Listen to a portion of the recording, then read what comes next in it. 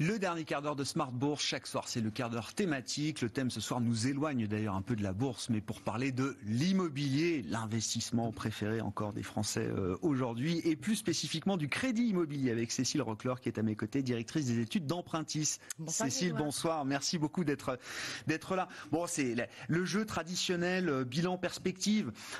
Qu'est-ce qu'il faut retenir? C'est quoi les enseignements selon vous cette année de l'immobilier, de la dynamique du crédit immobilier? Qu'est-ce qu'il faut retenir pour vous de cette année 2021 on va surtout s'arrêter sur un élément clé, c'est les taux de crédit. On a cru dans les années passées qu'à chaque fois on avait enfoncé les planchers historiques et qu'on ne pourrait pas descendre plus bas.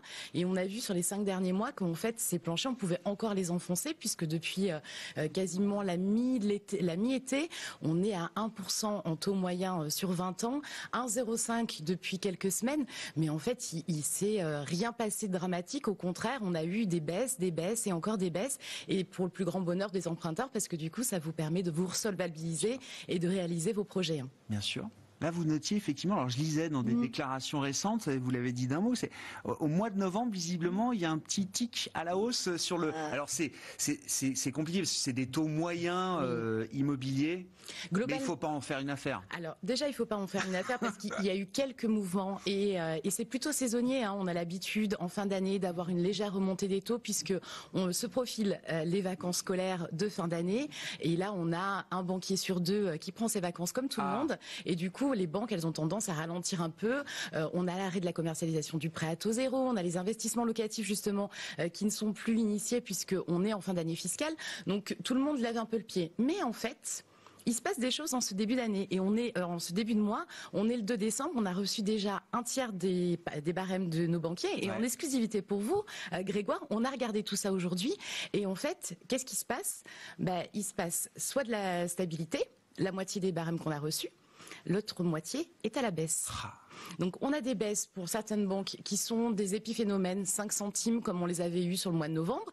Et puis il y en a qui baissent de 10 centimes, de 15 centimes. On a même des baisses jusqu'à 30 centimes, Grégoire. Wow. Pour un mois de décembre, c'est assez incroyable et ça démontre ce que va être 2022. C'est ce que j'allais dire, parce que là, c'est des banques, celles qui baissent de 30 centimes leur taux d'emprunt, c'est elles sont déjà en train de préparer 2022. Il va y avoir une agressivité commerciale incroyable dès le 2 décembre, d'une certaine manière, mais dès le 1er janvier. Oui, parce qu'en fait, les dossiers que vous faites aujourd'hui en banque, quand vous rentrez en banque pour faire un dossier de financement, c'est un dossier qui se déboucle en 2022, puisqu'il faut rentrer en moyenne 3 mois pour déboucler un crédit immobilier. Et les banques, elles ont envie de très bien commencer 2022. Ce que nous disent nos partenaires bancaires, c'est que ils veulent faire à minima aussi bien qu'en 2021, voire beaucoup mieux. On a des partenaires qui nous annoncent plus de 10% d'objectifs par rapport au réalisé de 2021. Donc oui, elles sont dans les starting blocks. Elles ont très envie de faire de la conquête de nouveaux clients. Et puis elles savent qu'elles vont jouer dans un terrain de jeu un peu particulier en 2022. On a le HCSF qui rentre en vigueur de façon plus recommandation mais règle. Donc elles savent qu'elles vont avoir des marges de manœuvre, même si elles les avaient intégrées, qui seront encore un peu plus limitées.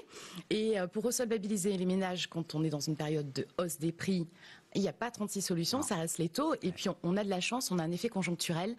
L'OAT 10 ans, qui est un des indicateurs que regardent les banques, fluctue, ça baisse, ça repasse en territoire positif, mais en fait ça bouge pas beaucoup et ça leur permet d'être agressifs en matière de taux.